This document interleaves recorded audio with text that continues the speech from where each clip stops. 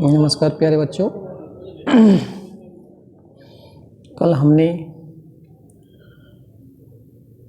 विज्ञान के चैप्टर 6 का पार्ट नंबर 2 कर लिया था। आज पार्ट नंबर 3 है। इसमें हम जंतु ऊतक के बारे में पढ़ेंगे। एनिमल टिश्यू जो है 4 प्रकार के होते हैं। एपिथेलियम ऊतक, पेशीय ऊतक, तंत्रिका ऊतक, संयोजी ऊतक। एपिथेलियम ऊतक ये संरक्षी यानी प्रोटेक्टिव टिश्यू जो शरीर की गुहिकाओं के आवरण, त्वचा, मुंह, बाह्य परत पाए जाते हैं। इनके कार्य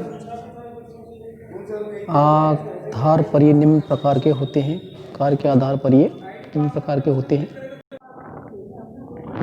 जैसे एपिथेलियम ऊतक, स्तंभीय एपिथेलियम, घनाकार एपिथेलियम, स्तंभीय एपिथेलियम, ग्रंथल एपिथेलियम। इस तरह से ये बटे हुए हैं। स्तंभीय 2 प्रकार का, साधारण और रोएदार।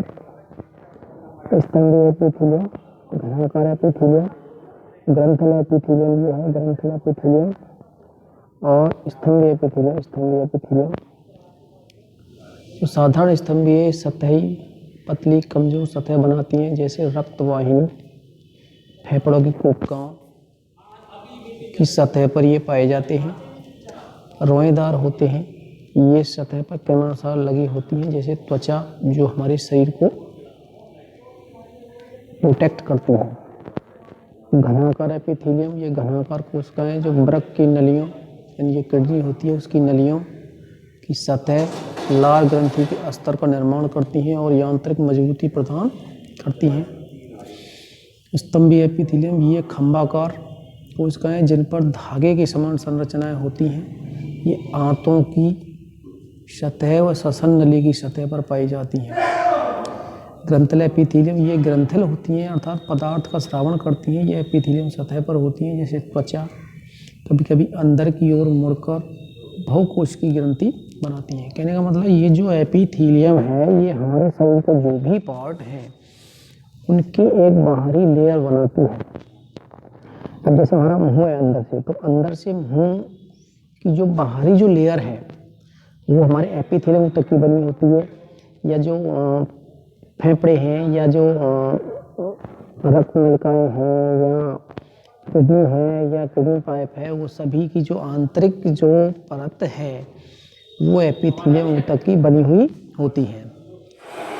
इसके बाद विस्तार से थोड़ा सा हम देखेंगे कि ये एपिथेलियम जो ऊतक है ये शरीर की गुहिकाओं का आवरण बनाता है। मुंह की बाह्य परत, पाचन तंत्र, फेफड़े, त्वचा की संरचना, अवशोषण करने वाले भागों, स्राव करने वाले भागों, और जो किडनी की जो नली है या लार ग्रंथि है उन सभी में ये पाए जाते हैं। साधारण एपिथेलियम, सिंपल एपिथेलियम ये पतली कोशिकाओं का स्तरीय सामान्यतः रक्त वाहिकाएं फेफड़े की ऊतकों को बनाती हैं। ये पारगम्य झिल्ली द्वारा पदार्थों का संवहन करती हैं, यानी लाने ले जाने का काम करती हैं। घनाकार एपिथेलियम किडनी की सतह और वृक्क की नली और लार ग्रंथि के स्तर का निर्माण करती हैं। नेक्स्ट है स्तंभीय एपिथेलियम। ये कोशिकाएं स्तंभाकार होती हैं, ये आंतों की सतह पर पाई जाती हैं। कुछ अंगों में कोशिका की सतह पर सीलिया भी पाए जाते हैं, जैसे श्वास नली।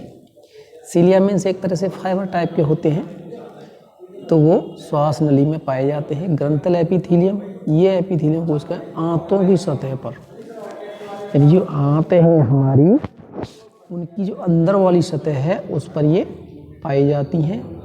पाचक एंजाइम रसों का ये स्राव करती हैं। इसके बाद है नेक्स्ट जो ऊतक है हमारा वो है संयोजी ऊतक, जिसको कहते हैं कनेक्टिव टिश्यू, यानी जोड़ने वाला। एक तरह से हम कह सकते हैं इसको कनेक्टिव टिश्यू, जोड़ने वाला। इस ऊतक की कोशिकाएं संयोजी ऊतक शरीर के विभिन्न अंगों को आपस में जोड़ने या आधार देने का कार्य करती हैं, जो मैट्रिक्स में ढीले रूप में पाई जाती हैं। इसके 2 अवयव होते हैं, मैट्रिक्स और कोशिकाएं। तो जो संयोजी ऊतक है वो ज़्यादातर हमारा जो रक्त है उस रक्त को हम क्या बोलते हैं, रक्त संयोजी ऊतक। यानी जो ब्लड है वो क्या है, एक ऊतक है। ब्लड क्या है, ऊतक। ऊतक क्या होते हैं, वो कोशिकाओं का एक समूह होता है। यानी जो कोशिकाएं काम और आकार में समान होती हैं वो क्या बनाती हैं, ऊतक बनाती हैं। तो जो रक्त है वो एक संयोजी ऊतक है। तो मतलब संयोजी का मतलब कनेक्टिव टिश्यू है, उसमें कई सारी सेल्स जुड़ी होती हैं।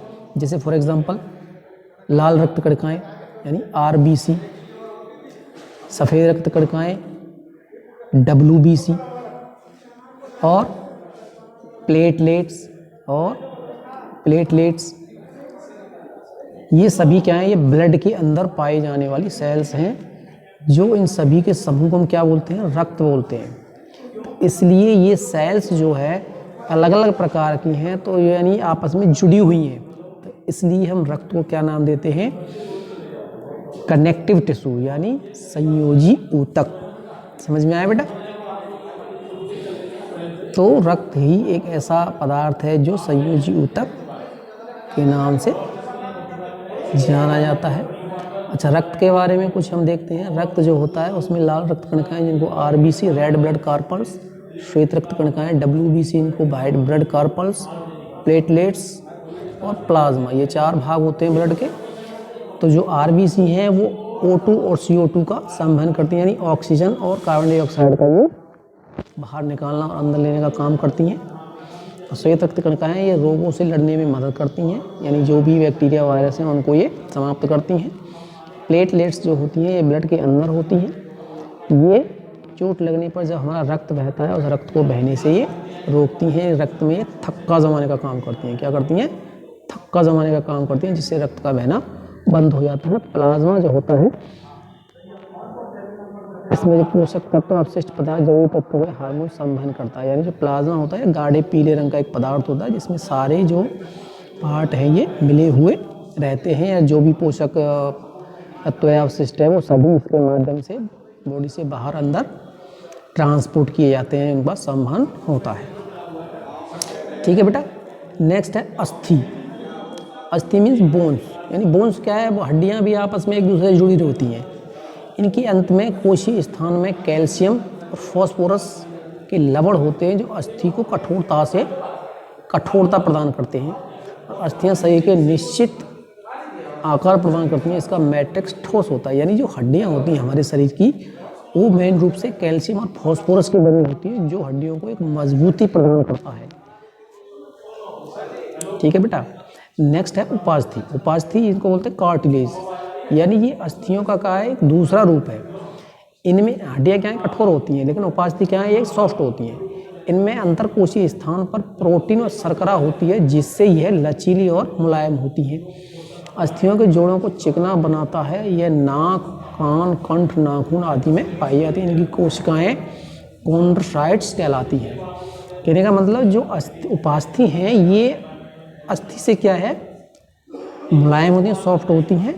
जैसे कान की हड्डी या नाक की हड्डी या गले में जो भी हमारी जो फूड पाइप है इसकी जो हड्डियाँ ये क्या है, उपास्थि की बनी होती हैं। और इनके निर्माण में क्या है, प्रोटीन और शर्करा का उपयोग होता है। अस्थि के निर्माण में कैल्शियम और फॉस्फोरस का निर्माण होता है। तो ये दोनों चीज़ आपको नोट डाउन करके रखनी है, दोनों में डिफरेंस क्या है। ठीक है बेटा। इसके बाद है अस्थि उपास्थि में अंतर। अब अंतर क्या होता है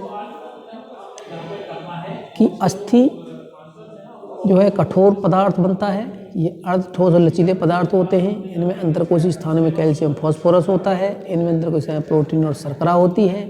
इनके बीच में अस्थि मज्जा पाई जाती है। ये इंपॉर्टेंट पार्ट है बेटा, अस्थि मज्जा पाई जाती है। और उपास्थि में अस्थि मज्जा नहीं पाई जाती। अस्थि मज्जा एक बहुत ही इंपॉर्टेंट पार्ट है हड्डियों के अंदर। जो भी जो रेड ब्लड कार्पल्स यानी लाल रक्त कणिकाएं हैं, उनका अस्थि मज्जा में क्या होता है, निर्माण होता है, यानी वो वहाँ से बनती हैं अस्थि मज्जा में। ठीक है बेटा। इसके बाद है उत्तक। उत्तक एक त्वचा और मांसपेशियों के बीच रक्त नलिका के चारों ओर तथा नसों और अस्थि मज्जा में पाया जाता है। ये अंगों को, भीतर के खाली जगह को भरता है और आंतरिक अंगों को सहारा प्रदान करता है। जैसे आपने देखा होगा, जैसे हमारी नसें हैं, ये क्या है, हमारे मांस में जुड़ी हुई हैं, चिपकी हुई हैं, वो उन चीज़ों को जोड़ने के लिए कौन सा ऊतक काम करता है, इसको कहते हैं ऊतक। यानी जो भी ब्लैंक स्थान है उसको ये भरने का काम करता है। इसके बाद है वसामय ऊतक। वसामय का मतलब फैटी, यानी वसा का संग्रह करने वाला वसामय ऊतक त्वचा के नीचे आंतरिक अंगों के बीच में पाया जाता है। वसा संग्रहित करने के कारण यह ऊष्मी का कुचालक का भी कार्य करता है। यानी जो हमारे शरीर में जो फैट बनती है, इस ऊतक का काम होता है फैट को इकट्ठा करना। ठीक है बेटा। इसके बाद है घना तंतुमय ऊतक यानी स्नायु या कंडरा। कंडरा अस्थि को पेशियों से जोड़ता है और स्नायु जो है अस्थि से अस्थि को जोड़ता है। यह आपको विशेष ध्यान रखना है। जो स्नायु है लिगामेंट है और कंडरा है टेंडन है, इनमें अंतर होता है। स्नायु अस्थि से अस्थि को जोड़ता है, कंडरा अस्थि से पेशी को जोड़ता है। ये लचीली मजबूत होती है, ये कम लचीली होती है, इन्हें बहुत कम मैटर को पड़ता है। ये धागे आकार की बहुत मजबूत संरचनाएं होती हैं। इसके बाद होता है पेशी ऊतक यानी मस्कुलर टिश्यू, यानी ये शरीर की मांसपेशियों ऊतक की बनी होती हैं, धागे की तरह संरचनाएं होती हैं, तंतु कहलाते हैं। मांसपेशियों का संकुचन और फैलाव इन्हीं के द्वारा होता है। मांसपेशियां विशेष रूप से प्रोटीन, एक्टिन या मायोसिन होता है, जिन्हें संकुचन प्रोटीन कहते हैं। ये 3 प्रकार के होते हैं, रेखित, अरेखित और हृदय पेशी।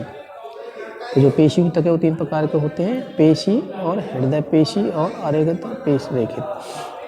तो आप देखते हैं यहाँ पर ये कुछ ऐच्छिक पेशी और अनैच्छिक पेशी, रेखित और अरेखित और हृदय पेशी, ये 2 तरह की क्रिया हैं। इनमें ऐच्छिक और अनैच्छिक, तो इनमें जो ऐच्छिक पेशी है उनमें केवल रेखित पेशी ऊतक आते हैं, अनैच्छिक में अरेखित और हृदय पेशी ऊतक आते हैं। ये पेशी अस्थि से जुड़ी होती हैं, गति में सहायता करती हैं, लंबी बेलनाकार शाखित होती हैं, पार्श्व में सल्की गहरी धारियाँ होती हैं, नाव की होती हैं, हाथ व पैर में पेशियाँ होती हैं। इसी तरह से ये आमाशय से, छोटी आंत मूत्राशय, फेफड़ों, श्वसननली में पाई जाती हैं। ये लंबी शंक्वाकार मांसपेशी पट्टिकाएँ होती हैं और एक केंद्रक आहार हृदय से पलक फेफड़ों तक होती हैं। हृदय पेशी ये हृदय में पाई जाती हैं, बेलनाकार शाखित होती हैं, बिना शंक्वाकार सिरे वाली तथा हल्के जुड़ाव वाली। इनमें ये एक केंद्रक युक्त होती हैं। ठीक है बेटा। इसके बाद है तंत्र का ऊतक, ये नर्वस सिस्टम, ये वेरी इंपॉर्टेंट हमारा तंत्र है। इसको हम तंत्र भी कह सकते हैं और ये ऊतक भी है, क्योंकि ये एक सेल्स भी है। मस्तिष्क के मेरुरज्जु तंत्रिकाएं मिलकर तंत्र का ऊतक बनाती हैं। तंत्रिका तंत्र की कोशिकाएं न्यूरॉन कहलाती हैं। तंत्रिका कोशिका में केंद्रक व कोशिका द्रव्य भी होता है। ये तंत्रिका कोशिका जो है 3 भागों में बटी होती है। प्रवर्ध डेंड्रॉइड, यानी ये जो आप देख रहे हैं ये संरचना है इस तरह से। ये जो आपको दिखाई दे रही है ये क्या है, डेंड्रॉइड है। क्या है ये, डेंड्रॉइड है। दूसरा होता है साइटोन, ये कोशिका जैसी संरचना होती है। आपको ये जो दिख रहा है, आपको ये अंदर वाला हिस्सा, इसको बोलते हैं साइटोन। क्या बोलते हैं, साइटोन। ठीक है। इसके बाद होता है एक्सोन। एक्सोन ये जो संरचना आपको यहाँ से यहाँ तक की जो पीली पीली दिखाई दे रही है, इसको बोलते हैं एक्सोन। ये क्या है, एक्सोन। तो इस तरह से ये जो है वो 3 भागों में बटा हुआ होता है।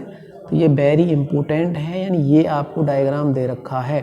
ये तंत्र का है। इसका काम होता है शरीर में सूचनाओं को एकत्रित करके मस्तिष्क तक पहुंचाने का काम इसका होता है। ये एक तंत्र भी है और अपने आप में एक कोशिका भी है और अपने आप में ये एक ऊतक भी है। समझ में आया बेटा। तो आप इसको तंत्र का ऊतक भी कह सकते हैं, आप इसको तंत्र का तंत्र भी कह सकते हैं और आप इसको तंत्र का कोशिका भी कह सकते हैं। अगर इन तीनों में से कोई भी नाम देकर के क्वेश्चन पूछा जाए तो आपको कंफ्यूज नहीं होना है, सभी का आंसर यही होगा और यही डायग्राम होगा।